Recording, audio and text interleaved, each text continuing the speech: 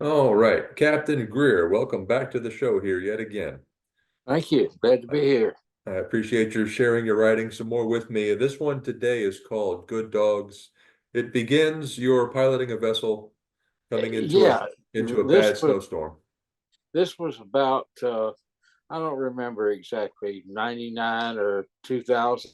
It was right after we'd come back from South America, and I had taken captain's job on the old Windy L. And this was I was southbound one winter night uh, above around Island 10, Winchester Towhead, above New Madrid. And it started snowing and it kept getting heavier. And my partner that trip was an old friend of mine. He's passed on now, but probably a whole bunch of river pilots, the older ones, remember him, old Charlie Thomas. Charlie was a character. You want to hear about Charlie? Please, please. A lot of people didn't like Charlie because he was kind of odd, you know, and you never could tell exactly where he was coming from.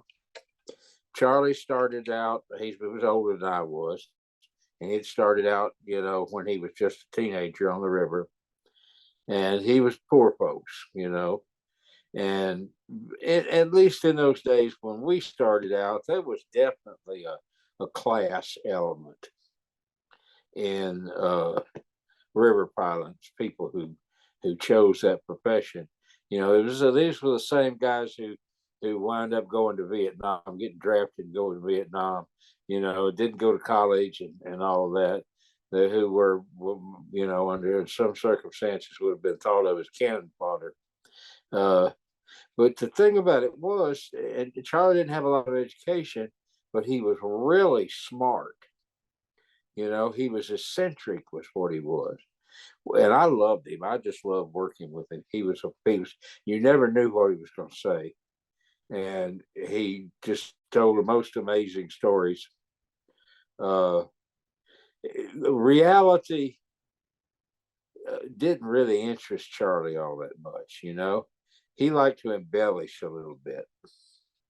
My favorite story about that was he and I were tied off, and I think this may have been on the Cindy Celeste or one of Dave Dewey's boats. We were tied off on the lower cells at that new lock, Homestead Lock.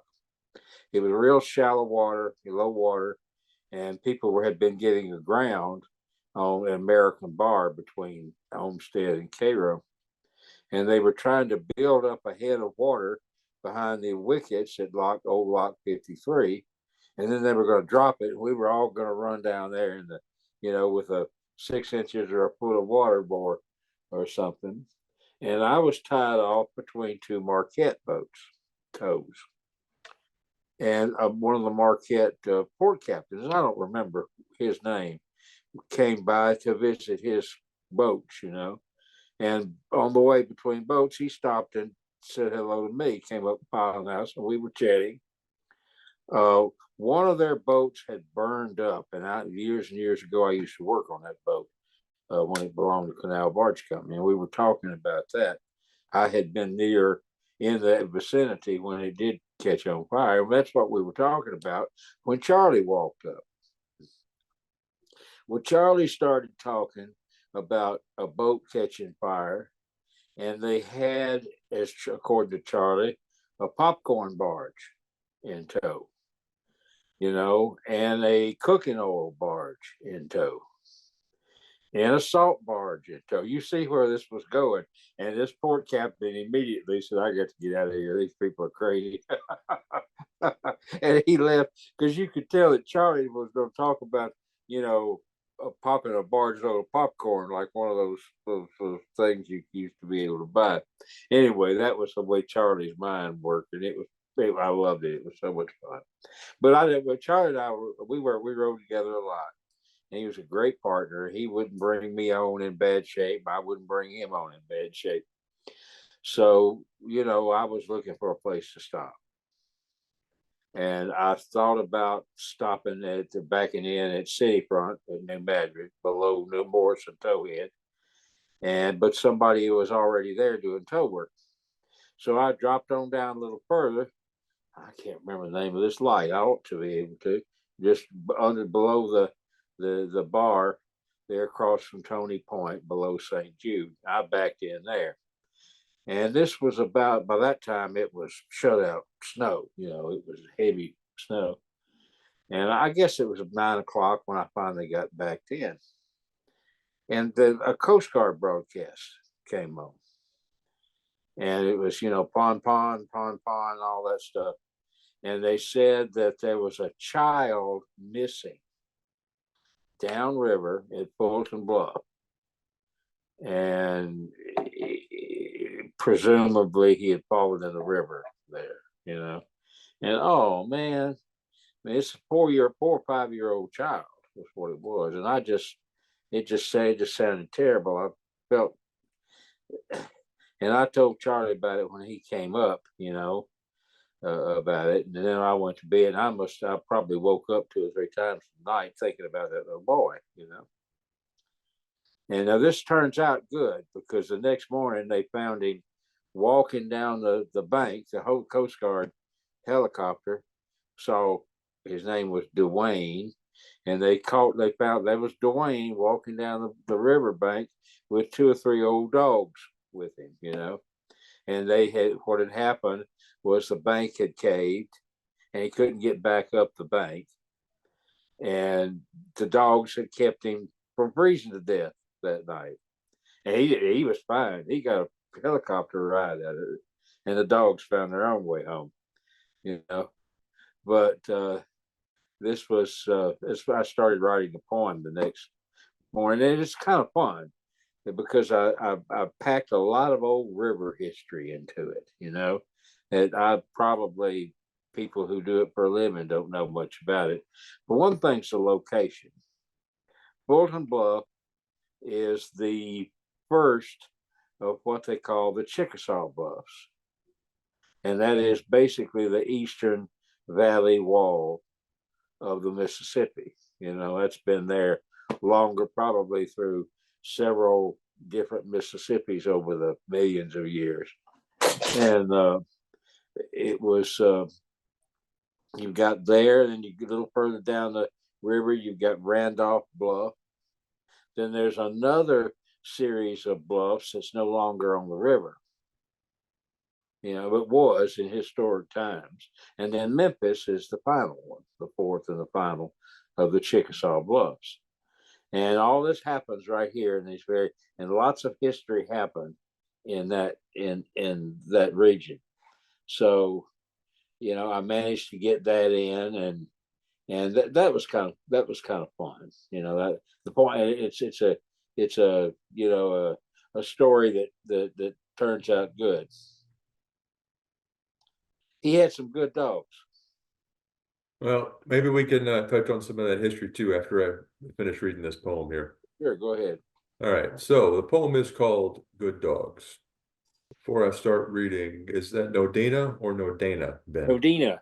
Nodina, okay. Nodina, yeah, that's an old bend in the river that when sunrise, that's just south of Fulton Bluff, and sometime back in the, I don't know, the 30s, the river kind of cut through Sunrise Chute.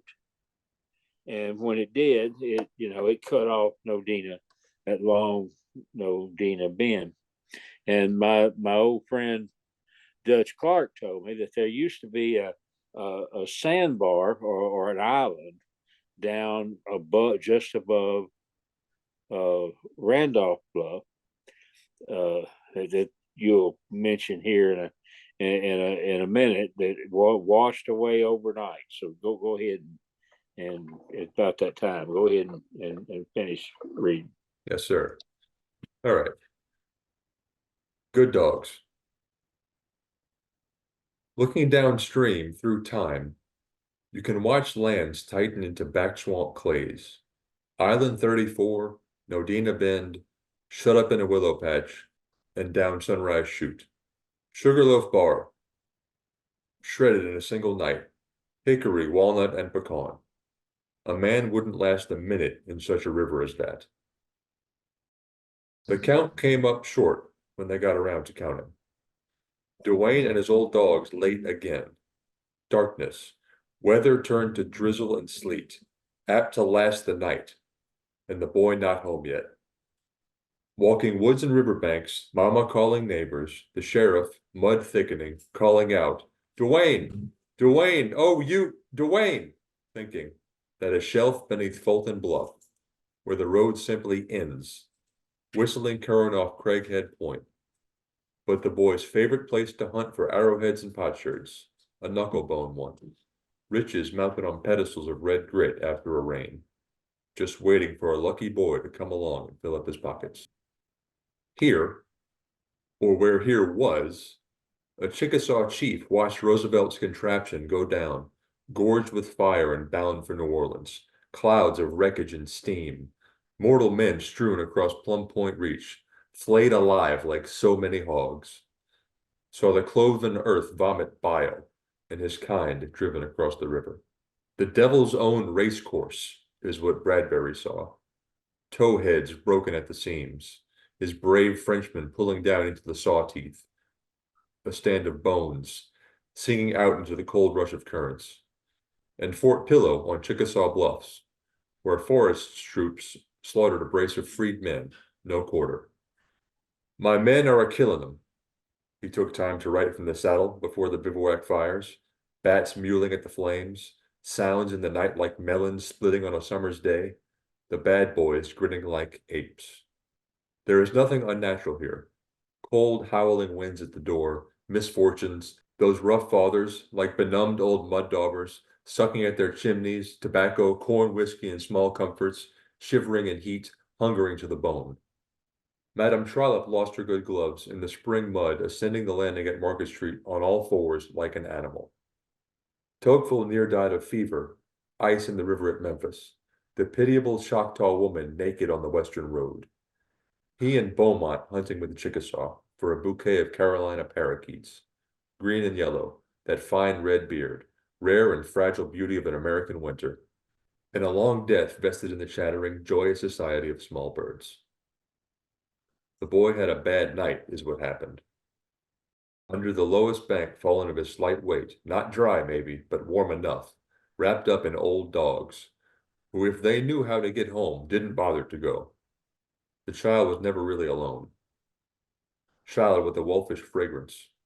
This happens sometimes, small mercies, simple and direct, no providence, no God's embrace. Just good dogs, rich in fleas and grace, who, like the blind and the unbodied, navigate immensities on scent alone among the amines, on the lonely salts, noses to the cold, cold ground. Well, talk if you can through this poem. Let's see. Yeah, I'll talk about the history of it. Sure. The Roosevelt's contraption is the New Orleans, the first steamboat that came down the lower Mississippi. And it was built and operated by a man named Nicholas Roosevelt, who was a relation of, Theodore and FDR, Franklin Roosevelt, later on. And it just so he had hired a bunch of former, or say a couple at least, of former keel boatmen to navigate this boat. He brought it all the way down from Pittsburgh. And the first tremor of the first of the New Madrid earthquakes hit them just as they got over the falls of Louisville, and from there all the way down, these river pilots did not see a river that they recognized because so much had changed because of the earthquakes. And there really was a Chickasaw chief who witnessed the steamboat coming down. And I mentioned the clouds of wreckage and steam and Plum Point Reach just above from Osceola probably up to Gold Dust or so. You have what used to be called Plum Point Reach, very dangerous section of river, where you had a lot of steamboat explosions and groundings or sinking because of snags and whatever. And of course, that's what happened. When you get one of these, it's amazing that the contraptions worked at all. We're used to milling something down to 10 thousandths of an inch. Well, about the closest they could get back in those days was probably a quarter of an inch. So consequently, these things exploded pretty often, and when they did, they some people got played alive. It was a shock to everybody in America at the time. The truth was, it really wasn't that, not that many people were killed, but it seemed dramatic to them because of the way in which they were killed. So that's that section. And I mentioned that, he witnesses the steamboat, this Chickasaw chief. He witnesses the earthquake, and again, then about the same in the 1830s, the Chickasaws, like the Choctaw and the Creek, were sent to Oklahoma, forced to the Cherokee, the Trail of Tears. And okay, so that's that history. The next stanza, a section of the poem, talks about Bedford Forrest, whose men actually did. There was a fort on Fort Pillow. I think it's a national monument now, on Chickasaw Bluffs overlooking the river. And it was captured and it was occupied by a black regiment. And Forrest attacked them and didn't stand a chance. And basically his men just butchered them. It did not earn Forrest very good press, because it's supposed to be only one of those kinds of things that happened during the Civil War. Probably wasn't, but it was supposed to be. Anyway, that's the bad boys grinning like apes issue. Now then you have Madame Trollope, who actually took on a missionary venture in the 1830s, out close to Memphis. She spent a winter, and she was not impressed with the American West. She thought it was crude and nasty and all of that. But she did have a professor heart. This was the mother of the English novelist Anthony Trollope. That's who it was. And she wrote a book about it. There's a book written by her. Fanny Trollope was her name. And she climbing the bluff there at Memphis on all fours. She lost her good gloves somewhere in that. Now Tocqueville, you've never heard of Tocqueville?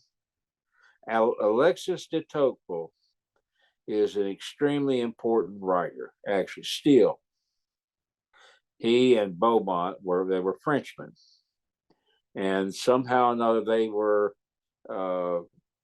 aristocrats, both of them, and their families had had it pretty rough, during the French Revolution. I think one of his grandfathers was guillotined. I'm not quite sure, but he was somehow, after in the 1830s, got a commission, he and Beaumont, to come to America and study American prisons, which were supposed to be in an advanced state, and basically it was because of the way they observed. If you were a prisoner in America, you did not go unobserved. Someone was watching you all the time. But if you really want to understand, a country that of law, and where everybody's supposed to be equal before the law. And a really good way to study them is to take a look at how they treat people who do not obey the laws. And he and Beaumont took that commission very seriously. And actually, Tocqueville wrote a book that people still read. 2 volumes of it is a Democracy in America. It's called. Extremely important book. He still knows more about America than most Americans know about themselves. And he out somewhere in Tennessee, he got the flu or something that winter and almost died. But he survived, made it to Memphis, and he and Beaumont needed to catch a steamboat south, but there were no steamboats. There was ice in the river. And, one morning they did go hunting with a band of Chickasaw Indians who were trying to shoot some Carolina parakeets for the color of their feathers, And it's ironic, Carolina parakeet is extinct now, so they kill. That's that reference. But there is a chapter in Democracy in America that's always struck me as extremely important. That's an encounter that they had with a group of Choctaw Indians who were bound for Arkansas Post and Oklahoma, and they were poor people, and they were going to somehow or another. Somebody talked. There was a steamboat that made it. That now his idea of a steamboat captain, I'm sure, was to get up the river first, before the ice broke, and get that early cargo. But he was talked by a government agent into hiring out his steamboat to take those Choctaw down the river. And Tocqueville and Beaumont managed to hitch a ride. They were trying to get to New Orleans to take a ship to take them back up to New England, and from there they would go back home to France. But he describes this encounter with these poor Choctaw people, who were ill-dressed and not fed very well, and they had all of their dogs with them, and they couldn't take their dogs with them on the steamboat, so the dogs started howling and crying, and the people were crying, and they had one old grandmother that Tocqueville took particular pity on. And it was always interesting to me. Tocqueville, like every European, looked at the indigenous people as hopeless. They were going to be conquered and destroyed by the Europeans, and it was just their fate, and it's too bad, so sad,